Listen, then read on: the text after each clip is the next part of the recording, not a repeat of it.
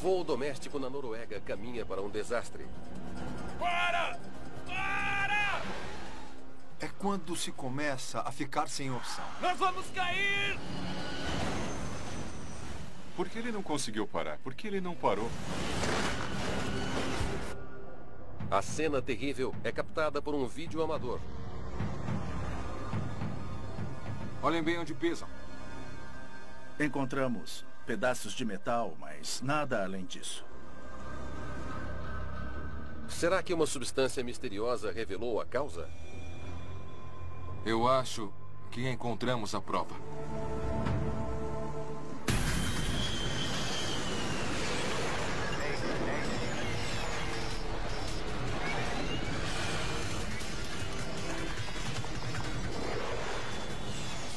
Acidentes aéreos.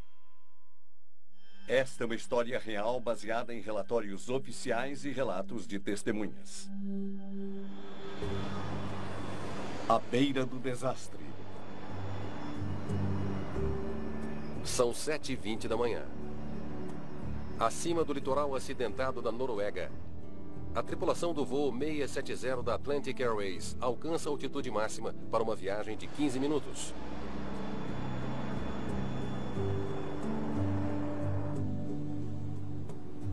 Atingimos 10.000 pés. Muito bem. A altitude máxima. Hora de começar a descer de novo. A Noruega tem muitas montanhas e fiordes. E se viajamos por terra ou por mar, a viagem pode levar horas até dias. Uma viagem rápida de avião de 15 ou 20 minutos percorre grandes distâncias no país. Nessa manhã, uma empresa petrolífera fretou o avião para levar um grupo de funcionários para o trabalho. Os primeiros operários embarcaram no aeroporto de Stavanger-Sola. A parada seguinte é na ilha de Stord, para pegar mais alguns operários antes de chegar ao destino final, Molde, no continente.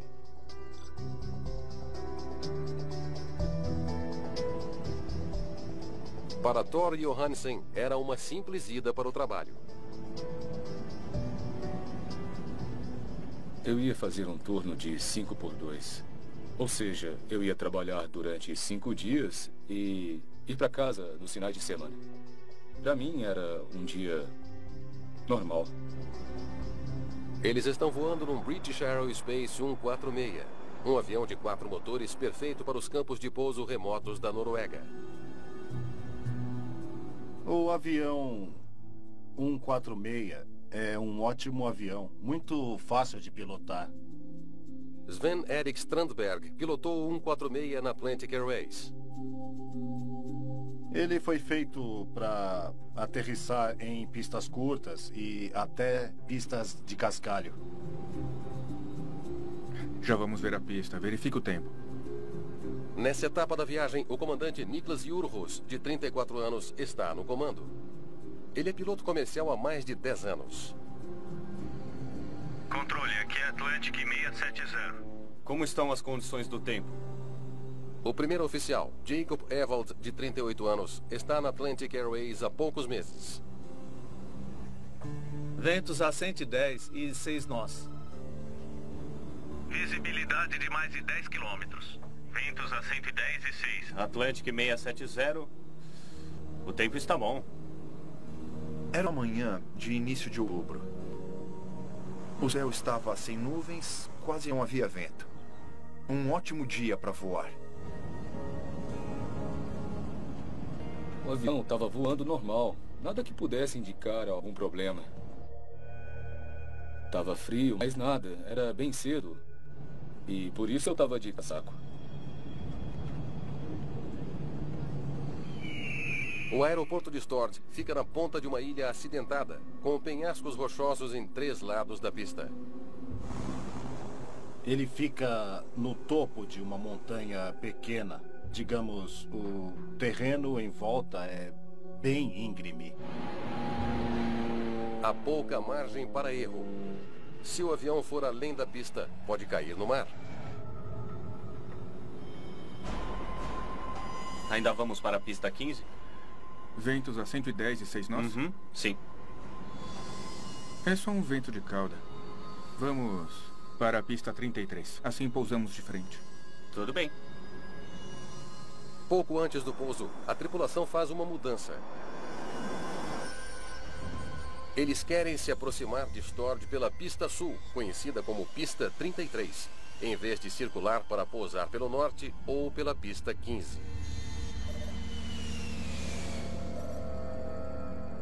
Controle, aqui é Atlantic 670. Queremos utilizar a pista 33. Afirmativo, 670. A pista está livre para aproximação visual. Pista 33. Já que eles vinham do sul, o pouso em direção ao noroeste era o mais conveniente. A aproximação em linha reta colocará o avião em terra em menos de 5 minutos. Qual a velocidade de pouso? Velocidade a 112 nós. A tripulação começa o momento mais atribulado do voo. Fixar a velocidade final. Eles precisam reduzir altitude e velocidade ao mesmo tempo. Velocidade fixada. Flaps 20. E preparar o avião para tocar o solo. Flaps 20. É hora de ativar os flaps e descer o trem de pouso, as rodas. Baixar trem de pouso. Trem de pouso baixado. Flaps no máximo. Flaps máximo.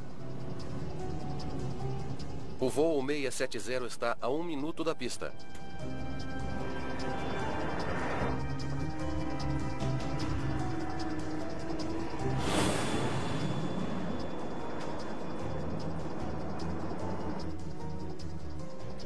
Situação estável. Temos velocidade de pouso. O piloto olha para fora e busca referências visuais. Ele verifica a velocidade para garantir que é ideal, não muito alta e nem muito baixa. E quando se aterriza num aeroporto como Stord, onde a pista é curta e a distância para parar é um fator importante, o piloto está concentrado no ponto em que vai tocar no chão. Reduzindo o empuxo.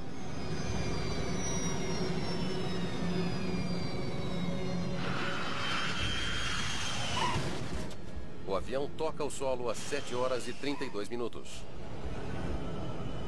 E spoilers? Sem spoilers. Eu notei que tinha alguma coisa errada. Frenagem total. Por que não estão reduzindo? Foi como quando você dirige um carro no gelo e pisa no freio, mas ele não funciona.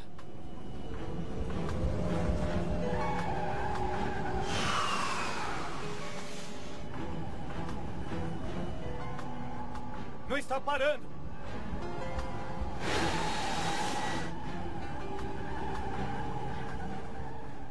A gente viu que o avião não parava. Ele estava indo rápido, muito rápido.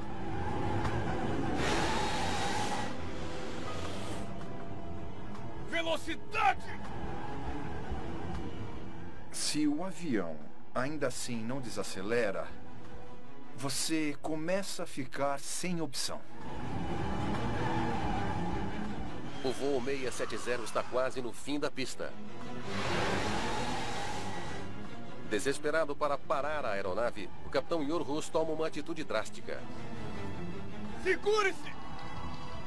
Ele dá uma guinada brusca. Primeiro para a direita, depois para a esquerda, esperando parar. Os pilotos raciocinaram direito e até tentaram fazer a aeronave derrapar para aumentar a fricção entre as rodas e o pavimento. Para! Só para!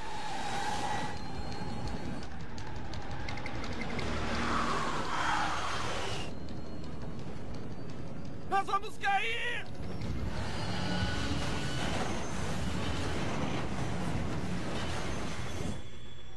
A única coisa que a gente pensa é que a gente vai morrer. Que é o fim.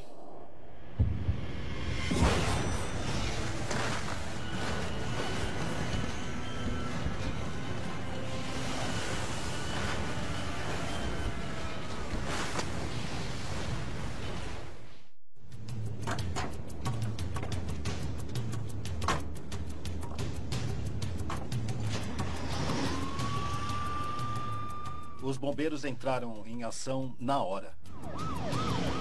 No aeroporto de Stord, os bombeiros correm para o fim da pista, onde o voo 670 desapareceu num penhasco. Os 2 pilotos estão vivos, mas um incêndio consome o lado direito do avião. Você tá bem? É, eu tô. Checklist de emergência. Eu desligo, ordene a evacuação. O intercom não funciona, eu vou lá.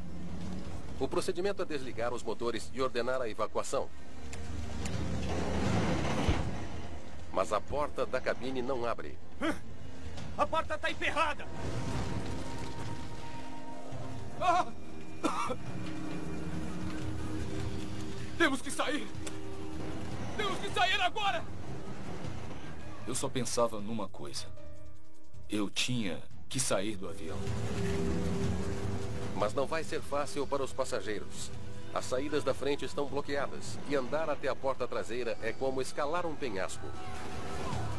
Os passageiros tinham praticamente que subir uma colina para alcançar a porta, usando os assentos e descansos para dar impulso e poder alcançá-la. Os pilotos também têm problemas sérios. Um dos 4 motores do avião não quer desligar. A porta tá emperrada. Não consigo desligar o motor número 2. Atrás do motor, obviamente, é muito quente. Na frente do motor fica o sistema de aspiração que suga o ar para o motor para a compressão. Ou seja, a área ao redor do motor é muito perigosa.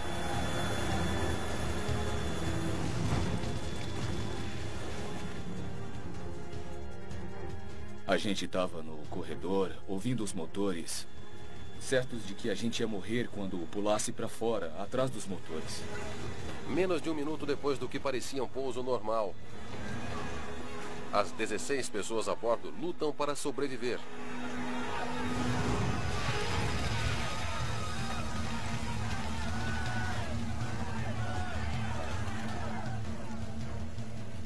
A porta da cabine continua emperrada. Ei, temos que sair daqui. Os pilotos são obrigados a sair por uma janela lateral. Acima da janela tem uma corda que pode ser usada. A pessoa recosta, segura a corda e desce por ela. Na traseira do avião, Thor Johannessen finalmente encontrou a saída.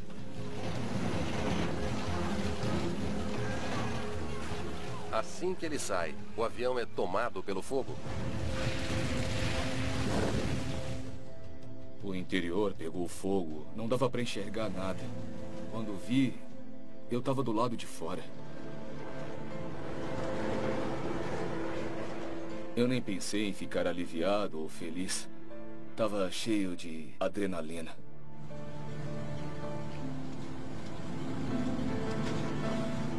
Minha esposa. Tenho que ligar para minha esposa. Um habitante local grava a cena aterradora, enquanto o combustível queima descontroladamente. 5 equipes levam quase 2 horas para controlar o fogo. Eles tiveram que ficar na pista por muito tempo, jogando espuma e água para baixo, quase não alcançando o avião. 4 pessoas morreram. Os 2 pilotos sobreviveram. Thor Johannessen sofreu queimaduras dolorosas, mas podia ter sido muito pior. Eu estava de casaco. E isso evitou que meus braços ficassem muito queimados. Houve fatalidades trágicas, mas o fato de conseguirem tirar tantas pessoas do avião foi uma proeza que impressionou muita gente do ramo.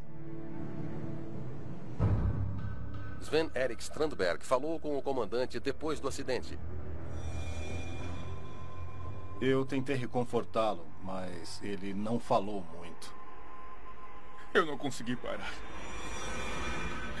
Por que eu não consegui parar? Ele estava em estado de choque e tentando entender o que aconteceu.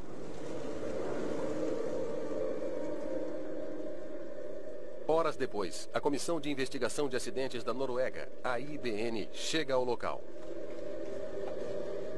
Olhem bem onde pisam.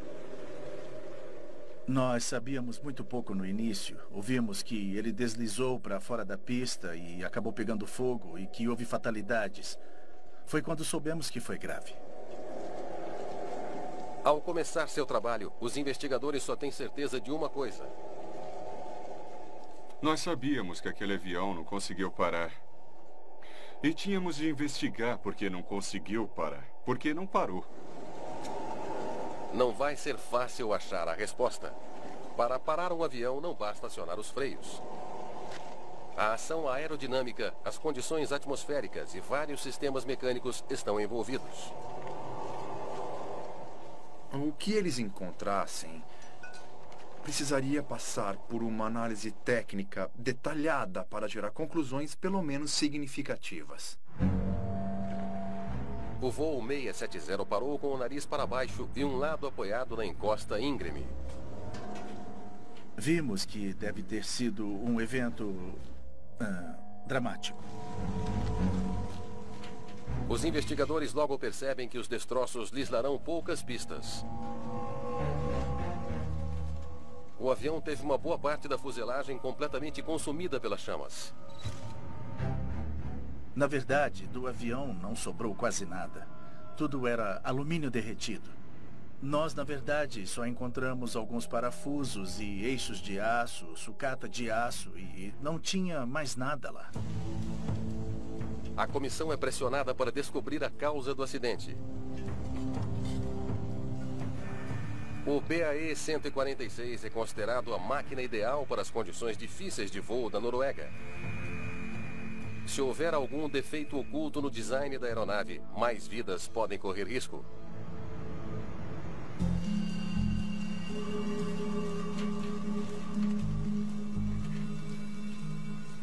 As caixas pretas são recuperadas rapidamente, mas foram expostas a calor intenso e fogo durante 2 horas, mais do dobro do que foram feitas para aguentar. Elas estavam muito queimadas, elas estavam chamuscadas. Muito estrago pelo calor na parte de fora. E elas mudaram de cor do vermelho normal para um preto acinzentado, o que indica que elas foram expostas a um calor intenso. Vamos torcer para o interior estar em melhor estado. Os investigadores mandam as caixas para análise torcendo pelo melhor. Nós mandamos as 2 caixas para a Comissão de Investigação de Acidentes Britânica. Eles são peritos na leitura das gravações. Por enquanto, a pista em si é o melhor indício que eles têm. Anotem tudo o que vocês virem. Nunca se sabe o que vai ser importante. Aquilo que nós vimos eram marcas. Eram marcas na pista que pareciam ser do avião acidentado. Isso era muito interessante. As marcas de derrapagem podem dar pistas importantes sobre o motivo para o avião não parar. Mas não vai ser fácil analisá-las. Quantos aviões usam esse aeroporto, afinal? Havia muitos sinais de derrapagem naquela pista. Então, ia ser difícil determinar quais aviões tinham deixado as marcas. Quando colhiam detritos da pista, eles notaram um detalhe preocupante com relação à superfície. A pista está úmida. Falta um item de segurança crucial. E não há ranhuras. As pistas modernas têm ranhuras especiais para escoar a água da chuva e ajudar a prevenir poças. Choveu em Stord na manhã do acidente. Uma pista molhada é mais escorregadia e aumenta o percurso para parar a aeronave. Não está parando! Será que uma pista muito molhada impediu que o voo 670 parasse? Nós vamos cair!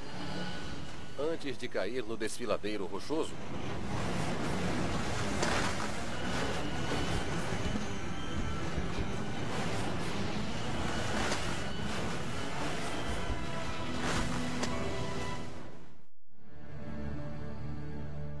Os controladores de tráfego aéreo do aeroporto de Stord não sabem explicar por que o voo 670 da Atlantic Airways caiu num desfiladeiro.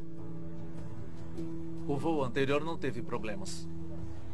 Um avião idêntico pousou em segurança na mesma pista 25 minutos antes do acidente.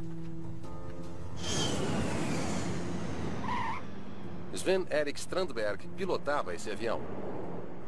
Não estava tão molhado, só um pouco úmido. E nem notamos muito na aterrissagem. Não houve problemas. A ideia de que a pista molhada fosse a culpada não convence. Pode descrever como a aterrissagem pareceu para você?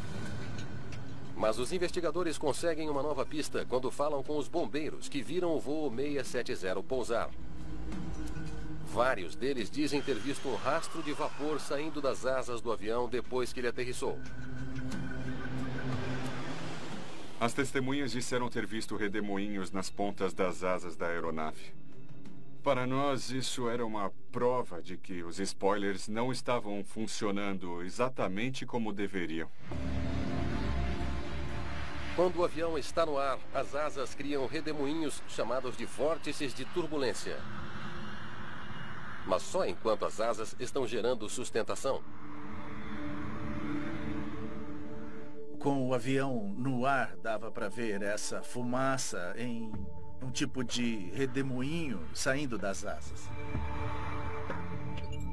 O 146 tem 6 spoilers, que deviam se acionar na aterrissagem para reduzir a velocidade e ajudar o avião a permanecer na pista e parar. Assim que acionamos os spoilers, sentimos o avião afundar em direção à pista e acionamos os freios. Os spoilers do voo 670 não foram ativados? Pode ser uma pergunta difícil para a equipe responder. Os 6 spoilers do avião foram destruídos pelo fogo. Só sobrou isso? Examinando os destroços, não achamos interruptores, não achamos fiação, nós não achamos nada que nos ajudasse, mas sabíamos que os atuadores podiam nos dizer alguma coisa. Os investigadores dão sorte. Os atuadores que posicionam os spoilers estavam intactos. Muito bem, vamos ver o que eles nos dizem. Eles mandam as peças para um exame de raio-x no laboratório. É o atuador que movimenta o spoiler para cima e para baixo. É um tipo de macaco. Daí então, ele empurra os spoilers para cima e trava. O raio-x dos atuadores confirma a suspeita da equipe. Os spoilers não foram ativados. Sem eles, o voo 670 não tinha força suficiente para parar. É uma pista importante. Os investigadores se perguntam se encontraram a explicação para o acidente.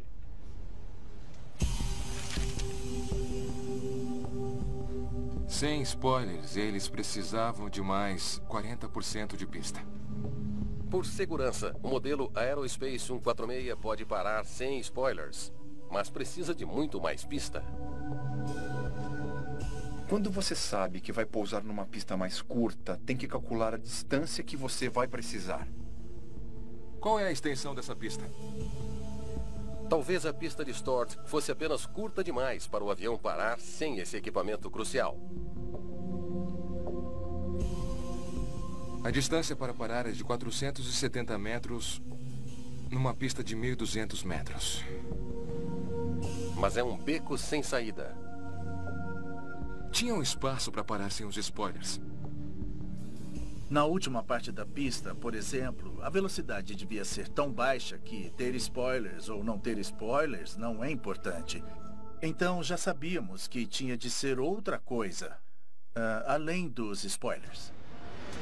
Mas agora, esse é o mistério. Para! O que mais deu errado durante um pouso rotineiro que virou desastre? Nós vamos cair!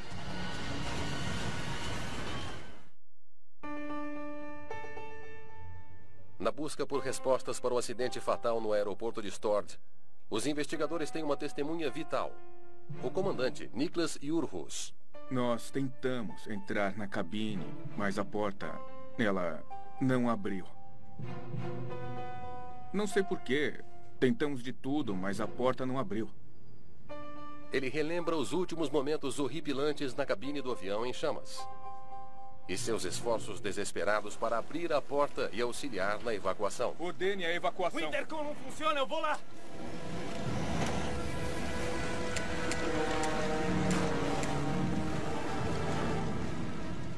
A porta era um modelo novo, reforçada por medida de segurança. Não consigo desligar o motor número 2. E tentar abri-la com chutes à força não seria tão fácil quanto seria se tentasse isso com um modelo antigo.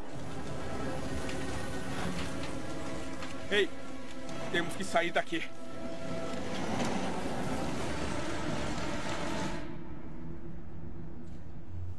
Preciso que você relembre o que aconteceu antes. Para entender a causa do acidente, os investigadores precisam saber o que o comandante fazia na cabine antes de perder o controle. O que aconteceu quando o avião tocou o solo? Tá, bom. Assim que tocamos o solo, eu puxei a alavanca dos spoilers. Mas não funcionou. O comandante diz que tentou ativar os spoilers ao aterrissar.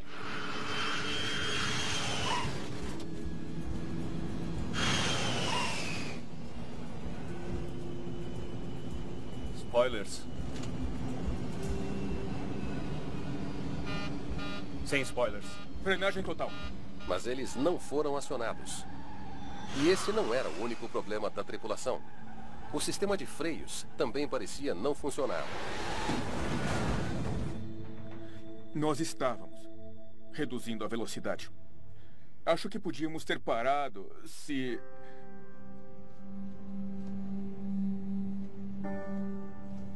Eu precisava de mais alguns metros. Certo. Obrigado, comandante. Ao falar com a tripulação, nós tivemos a indicação de que o freio pode ter falhado. Então, nós ficamos interessados em investigar o sistema de freios mais profundamente. Não está parando!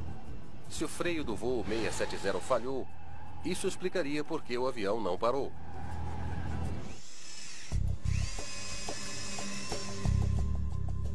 Podia haver evidências para corroborar essa teoria no gravador de dados do voo.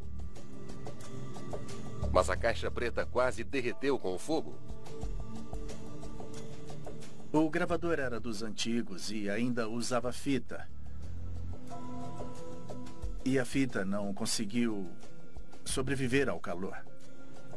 Só encontramos 3 pequenos fragmentos usáveis. Foi uma grande decepção.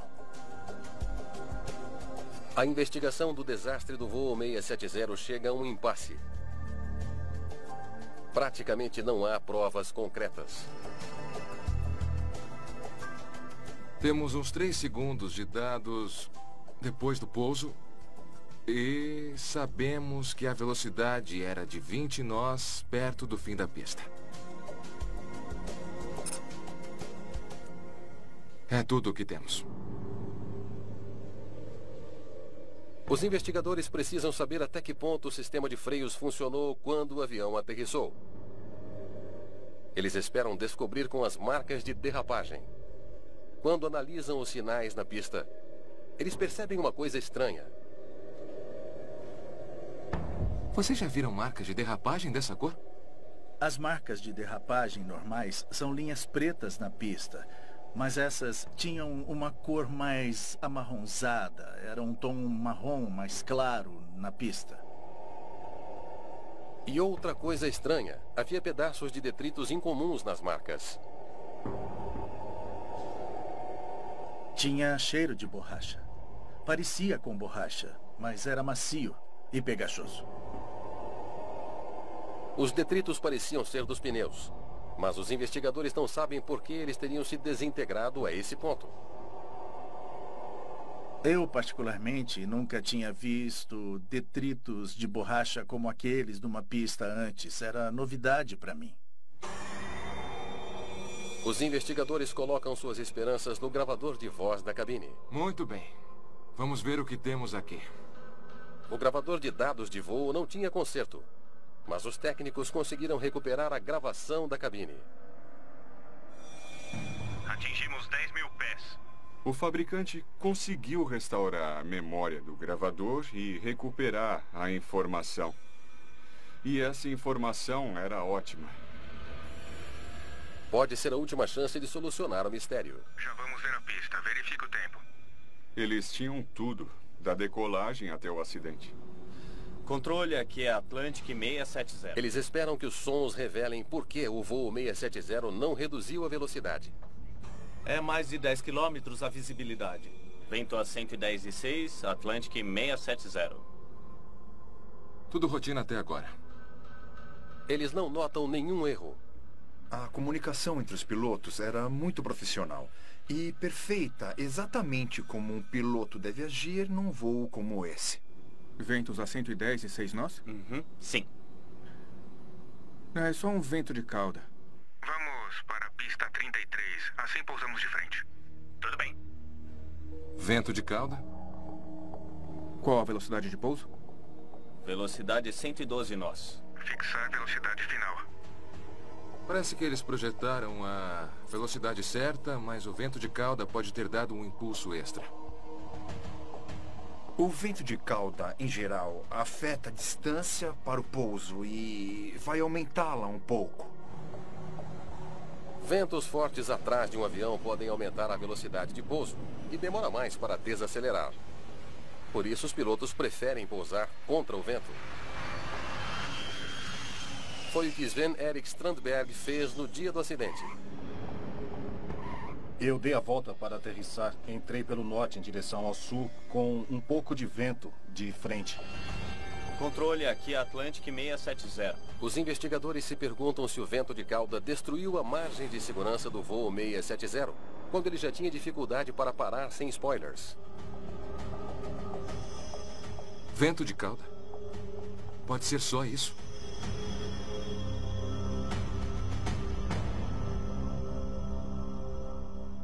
Os investigadores revêem o histórico do British Aerospace 146 e descobrem mais 12 acidentes em que o avião saiu da pista depois de pousar com vento de cauda. É um número preocupante.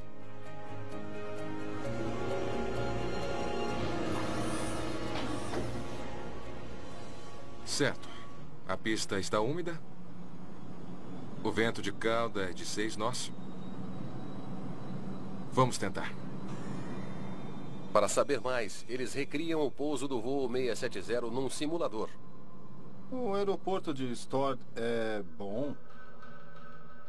Está em boas condições. Pode ser um pouco difícil às vezes quando está chovendo e tem vento do oeste. E reduzindo a potência? Eles querem saber se as condições daquele dia impediram a parada sem os spoilers. Não ative os spoilers. Pise no freio.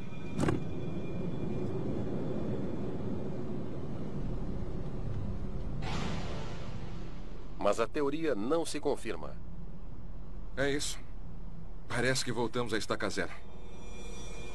Ficou dentro dos limites. Não havia problema para pousar com vento de cauda de 5 nós. Mesmo sem os spoilers para ajudar a reduzir a velocidade, o vento de cauda não era suficiente para empurrar o avião penhasco abaixo. Os investigadores continuam sem respostas. O que fez o voo 670 sair da pista e cair do penhasco? Nós vamos cair!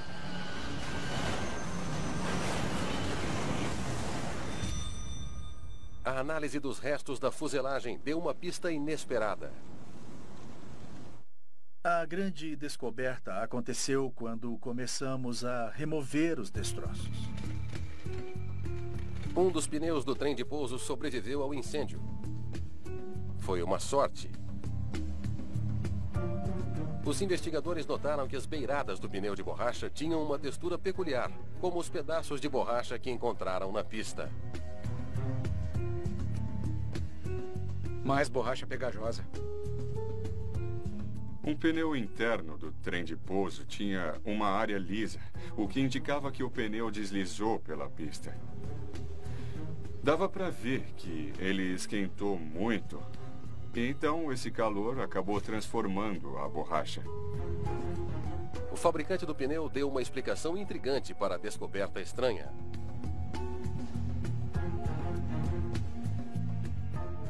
Aquaplanagem por reversão de borracha? Os pedaços de borracha pegajosos são o resultado de um fenômeno incomum que às vezes ocorre quando pneus de borracha esquentam por excesso de fricção. Vamos recolher um pouco disso. Se a borracha é arrastada por uma pista úmida ou molhada, a fricção pode gerar tanto calor que transforma a água numa lâmina de vapor que levanta o pneu da superfície. Uma pequena lâmina de vapor se desenvolveu entre os pneus e a pista, tornando muito mais difícil conseguir o retardo necessário para frear naquele momento. O calor extremo também desintegra a borracha e a torna pegajosa, como os fragmentos encontrados na pista. Parece que é igual. Era um exemplo perfeito do fenômeno que estava bem na nossa frente. O fenômeno também explica as marcas mais claras que os investigadores encontraram na pista. Nós vimos que aquelas marcas eram bem claras porque a lâmina de vapor limpou a pista. Tirou a sujeira da própria pista, o que facilitou podermos ver melhor as marcas que ficaram do trem de pouso. Ainda falta alguma coisa. Mas ainda resta um mistério. A aquaplanagem por reversão de borracha só acontece quando as rodas travam. É a única maneira de gerar fricção suficiente. O BAE 146 tem freios anti-travamento. E spoilers? Sem spoilers. Frenagem total. Os freios não deviam travar nunca. Mas foi exatamente o que aconteceu. Os investigadores precisam saber por quê.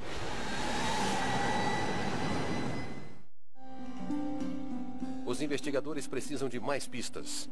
Eles voltam para os sons gravados na cabine do voo 670. Tudo bem. Comece, por favor. Nós não sabíamos o que havia acontecido mecanicamente na aeronave e tínhamos de utilizar outros meios. Temos velocidade de pouso. Reduzindo o empuxo.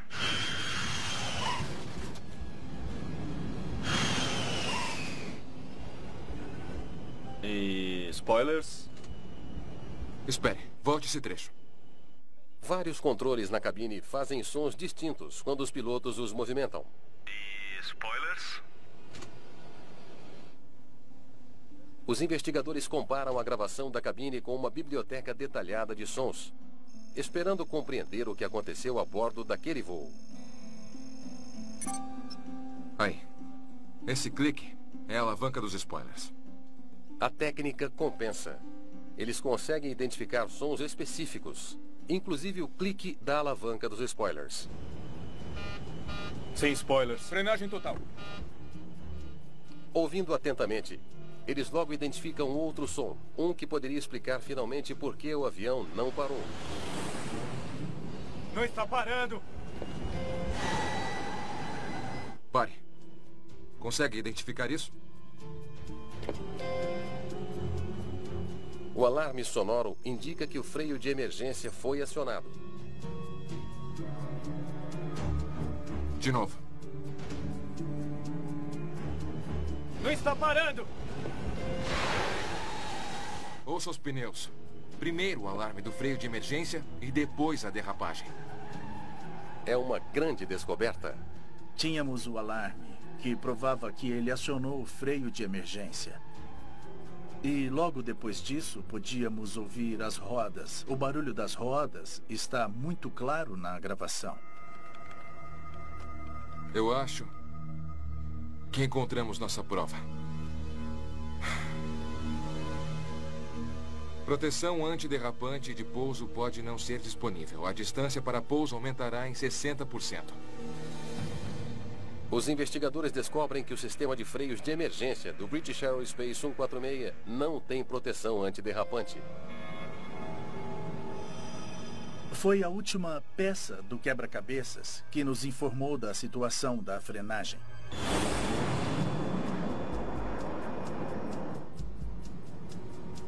Situação estável. Temos velocidade de pouso. Reduzindo o empuxo.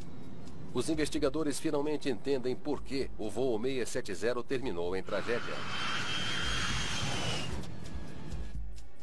Eles tocaram solo aqui, mas a pista estava úmida e havia vento de cauda dando um empurrão extra. E spoilers? O comandante acionou os spoilers, mas eles não funcionaram. Sem spoilers. Frenagem total. Aqui, ele troca para os freios de emergência. Não está parando! E essa foi a gota d'água. O que significa basicamente que as rodas travaram, como acontece num carro sem freio antiderrapante. O destino do avião está selado. Nós vamos cair!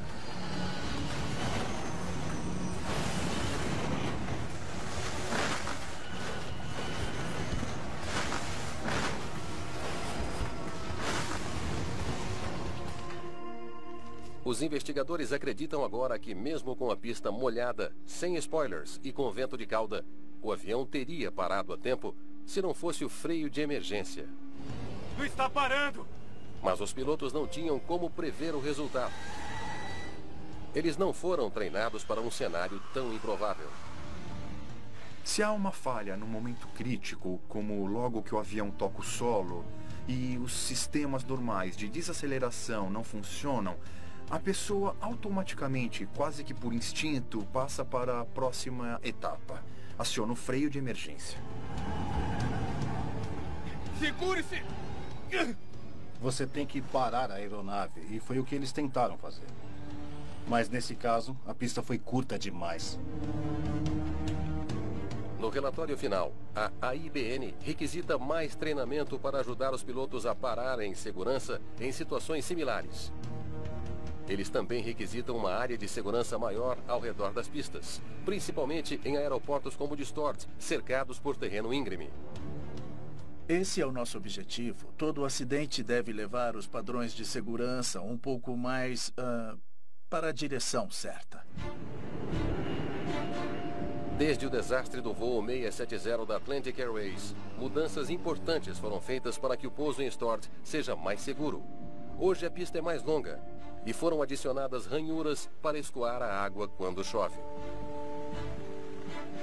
Ela tem 50 metros a mais do que tinha antes do acidente. Acho que teve resultados bem positivos, mesmo havendo o acidente. A tarefa principal é melhorar a segurança e também contar a história para que outros aprendam com os erros.